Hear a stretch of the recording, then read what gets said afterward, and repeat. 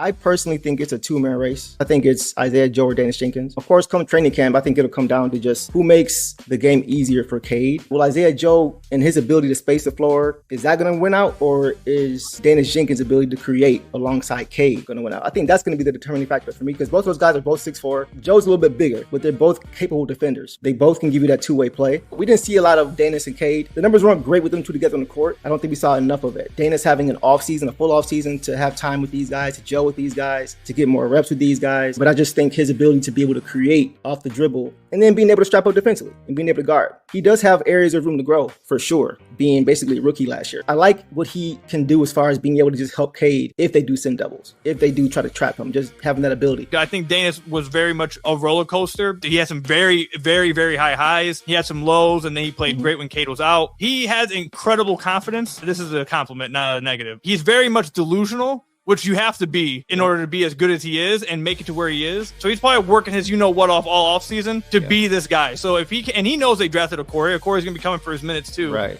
I won't be surprised if Daniss comes out and it looks better than he did last year. Like, Daniss was basically a rookie last year. He did have to improve. He's getting another offseason of like having that confidence that I'm going to be that guy still. Like, they believe in me. This isn't me fighting for a roster spot no more. Like, right. I have some safety. I have some stability here. I'm sure all of that will help him another year in. But I think they lean a little bit more towards the shooting still. All right, man. Shout out to the brother Deuce. Shout out to him, man. He had a really good clip here I found on X. Man, I see his clips on Instagram. He do a good job. You know, he does a good job all the time. With just his work ethic, his ability. I don't know who the other two people on there was, but his work ethic, bro. His consistency, quality. So I gotta get love. So, but in general, I see his point of view as far as the Daniss Jenkins and Isaiah Joe and who should start in downtown Deuce. I wanted to get that right. But I kind of agree with the other guy on it. I think Isaiah Joe. I think Daniss Jenkins struggled to play next to Cade last year. I think he kind of acknowledged that. I think check out Detroit Pistons Talk playlist, thumbs to the video, share the subscribe to the channel. I think Jenkins is still finding his way through the league. He like damn near 100% of players that play on the wing, and that's all of them except for maybe one on the center nowadays. They even play on the wing, but the primary wings and ball handlers. He suffers from the LeBron-itis, can't play without the ball. So he done fantastic. Defensively, that's one thing he can do without the ball. But I think now he's kind of learning to spot up shoot. I think the mid-range game needs to be part of his game. The floater need to be part of his game. He got to be a better finisher. So there's other things that he can do well.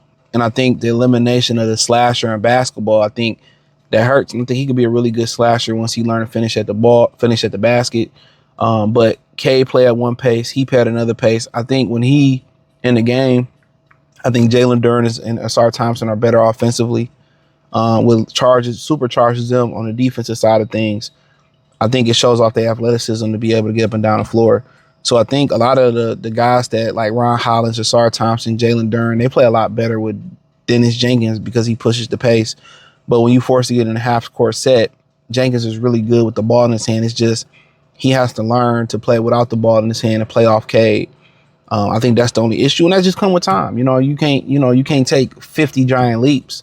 You know what I'm saying? So there's going to be steps. So now for him, it's just working on catching and shooting. It's working on, finishing at the rim. It's working on when I break these dudes down off the dribble, hitting the floater.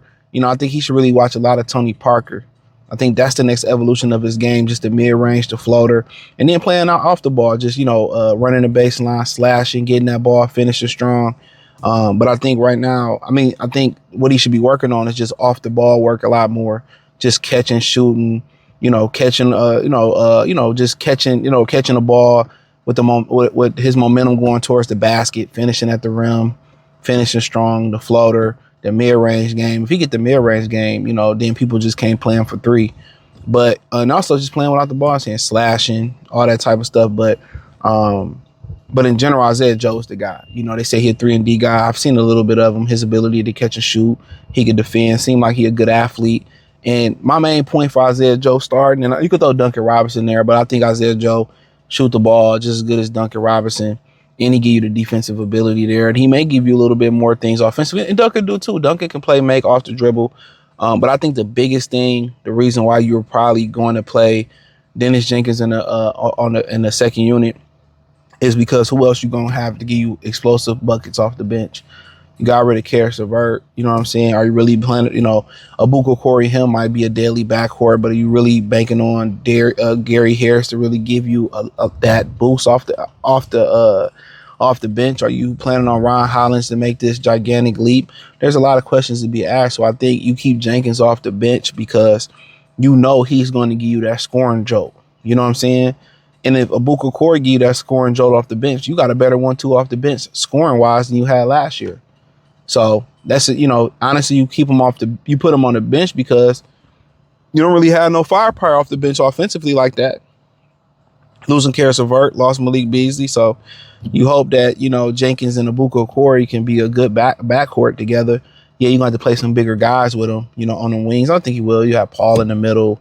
You have Ryan who can defend multiple positions. Jenkins is really good defensively. I think Abuka's going to be really good defensively, long arms.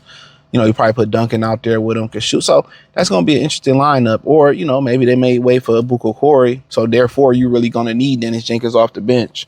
You're going to need him off the bench. You know what I mean? So, yeah, you guys that's, you know, they're scoring off the bench. And Joe, his ability to catch and shoot off the dribble, his defensive ability, lose nothing defensively. And that's barring that they don't bring anybody else in my opinion. So, yeah, it make a lot of sense to me to it's an easy decision. You know, it's just Isaiah Joe because, you know, off the bench, that's what you need. You know, that's exactly what you need off the bench. You need somebody that's going to give you that jolt. Now, if you tell me Abuka Corey give you that jolt off the bench, then maybe you have some room for error with him and Isaiah Joe off the bench. You put Jenkins in the lineup. But I think Jenkins leading that bench lineup and then closing games out with Cade, that's what you're probably going to see a lot of. So you're going to see a lot of Jenkins, Duncan Robinson off the bench. Probably going to see Abuka Corey in there, Paul Reed, Ron Hollins. I could be forgetting a couple other people on the roster, but I think that's mainly what you're going to see. And they deep. They got shooters. You're going to see it, you know, but closing out the game, probably have a lot of Jenkins in the game. You know, you're going to probably see a lot of different lineups closing that game out. So, yeah, I agree with the latter, the other brother on there, or the other guy on there. Yeah, Isaiah Joe for the start. Abuka Corey, Daniss Jenkins off the bench because, you know, no LeVert, no Beasley, unless they bring somebody else in. And then if they do bring somebody else in, like a Levine or DeMar DeRozan to play that lineup, then it's going to be interesting, you know. I think at that point, you're probably just redshirting Abuka Corey. So, yeah, you know, or they might make an additional move to make some room. So it's going to be interesting. Thumbs up the video, share the video, subscribe to the channel, find me on X, Instagram, Facebook, Kick, Twitch, the whole nine. Appreciate the love and support. Peace.